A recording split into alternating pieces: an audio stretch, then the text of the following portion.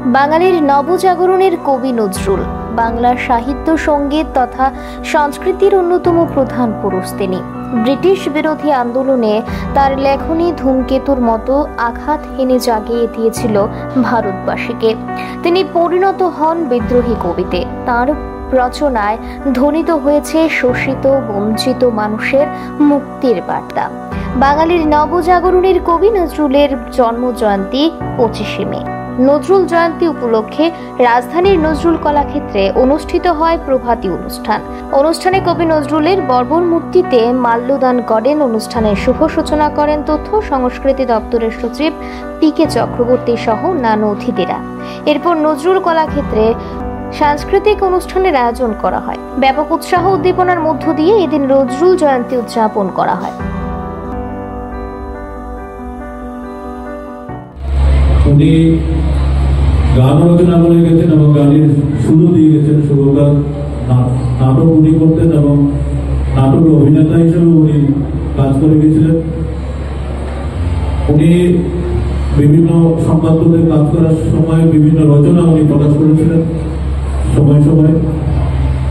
এছাড়াও ওনার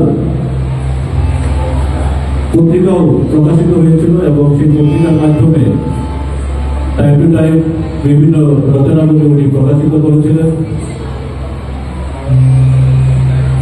কবি তৎকালীন ব্রিটিশ শাসিত ভারতবর্ষে ব্রিটিশের বিরুদ্ধে, শোষণের বিরুদ্ধে সোচ্চার হয়েছিলেন তার লেখনীর মাধ্যমে।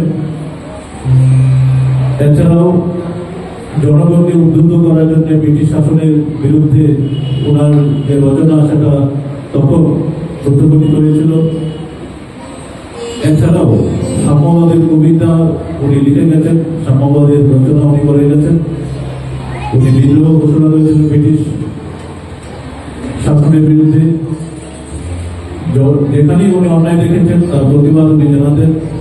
ফলে ওনাকে ওনার কর্মজীবনে বিভিন্নভাবে সাজাপ্রাপ্ত হয়েছিল।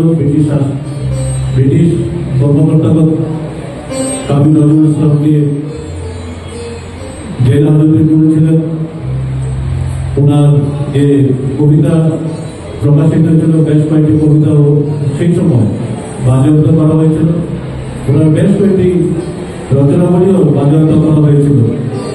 যাই হোক, এই কবি ওনার 1942 সালে রোগগ্রস্ত হয়েছিলেন, স্মরণশক্তি হারিয়ে গিয়েছিলেন। ওনাকে চিকিৎসার জন্য লন্ডনে নিয়ে যাওয়া হয়েছিল, ভিয়েনাতে নেওয়া হয়েছিল। কিন্তু কবি সেখানে ওনার মস্তিষ্ক জনিত রোগে ভুগছিলেন।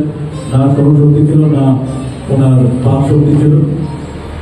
পরবর্তীকালে 1960 সালে ভারত সরকার কবিকে পদ্মভূষণে ভূষিত করেছিলেন।